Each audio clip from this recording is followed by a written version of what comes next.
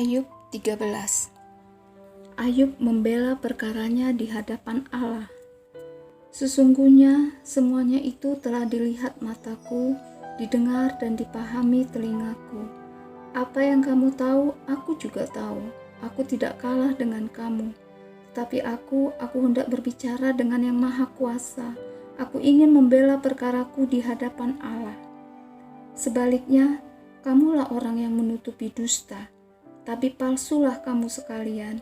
Sekiranya kamu menutup mulut, itu akan dianggap kebijaksanaan daripadamu. Dengarkanlah pembelaanku dan perhatikanlah bantahan bibirku. Sudikah kamu berbohong untuk Allah? Sudikah kamu mengucapkan dusta untuk Dia? Apakah kamu mau memihak Allah, berbantah untuk membela Dia?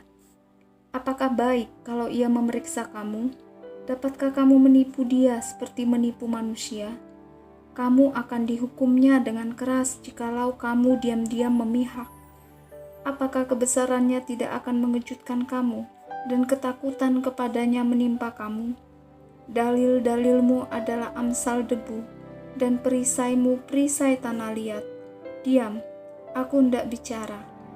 Apapun yang akan terjadi atas diriku, dagingku akan kuambil dengan gigiku, dan nyawaku akan kutatang dalam genggamku.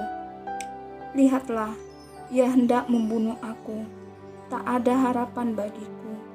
Namun, aku hendak membela perilakuku di hadapannya. Itulah yang akan menyelamatkan aku, tetapi orang fasik tidak akan menghadap kepadanya. Dengarkanlah baik-baik perkataanku, perhatikanlah keteranganku. Ketahuilah, aku menyiapkan perkaraku. Aku yakin bahwa aku benar. Siapa mau bersengketa dengan aku? Pada saat itu juga aku mau berdiam diri dan binasa.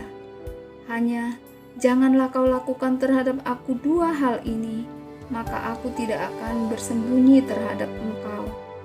Jauhkanlah kiranya tanganmu daripadaku, dan kegentaran terhadap engkau janganlah menimpa aku. Panggillah, maka aku akan menjawab, atau aku berbicara dan engkau menjawab. Berapa besar kesalahan dan dosaku? Beritahukanlah kepadaku pelanggaran dan dosaku itu. Mengapa engkau menyembunyikan wajahmu dan menganggap aku sebagai musuhmu? Apakah engkau hendak menggentarkan daun yang ditiupkan angin dan mengejar jerami yang kering?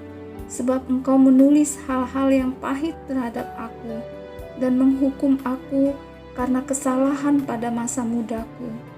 Kakiku kau masukkan ke dalam pasung, segala tindak tandukku kau awasi, dan rintangan kau pasang di depan tapak kakiku. Dan semuanya itu terhadap orang yang sudah rapuh seperti kayu lapuk, seperti kain yang dimakan gegat. Ayat 14, telah mati tidak ada harapan lagi. Manusia yang lahir dari perempuan, singkat umurnya dan penuh kegelisahan. Seperti bunga ia berkembang, lalu layu. Seperti bayang-bayang ia hilang, lenyap, dan tidak dapat bertahan. Masakan engkau menunjukkan pandanganmu kepada orang seperti itu dan menghadapkan kepadamu untuk diadili? Siapa dapat mendatangkan yang tahir dari yang najis? Seorang pun tidak. Jikalau hari-harinya sudah pasti dan jumlah bulannya sudah tentu padamu dan batas-batasnya sudah kau tetapkan sehingga tidak dapat dilangkainya, hendaklah kau alihkan pandanganmu daripadanya agar ia beristirahat, sehingga ia seperti orang upahan dapat menikmati harinya. Karena bagi pohon masih ada harapan. Apabila ditebang, ia bertunas kembali dan tunasnya tidak berhenti tumbuh. Apabila akarnya menjadi tua di dalam tanah dan tunggulnya mati di dalam debu, maka bersemilah ia setelah diciumnya air dan dikeluarkannya lah ranting seperti semai. Tetapi bila manusia mati, maka tidak berdayalah ia. Bila orang binasa, di manakah ia? Seperti air menguap dari dalam tasik dan sungai surut dan menjadi kering, demikianlah juga manusia berbaring dan tidak bangkit lagi, Sampai langit hilang lenyap, mereka tidak terjaga dan tidak bangun dari tidurnya.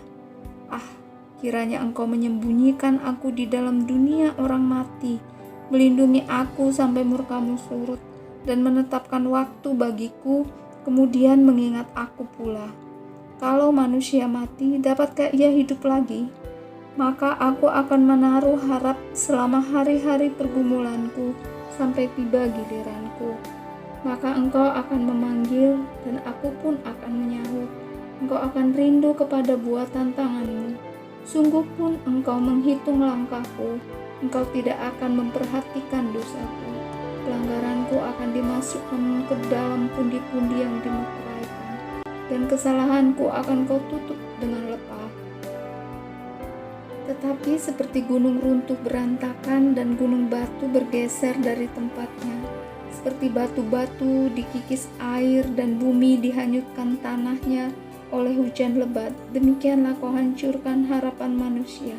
Engkau menggagahi dia untuk selama-lamanya, maka pergilah ia. Kau mengubah wajahnya dan menyuruh dia pergi. Anak-anaknya menjadi mulia, tetapi ia tidak tahu, atau mereka menjadi hina, tapi ia tidak menyadarinya. Hanya tubuhnya membuat dirinya menderita, dan karena dirinya sendiri jiwanya berpusat.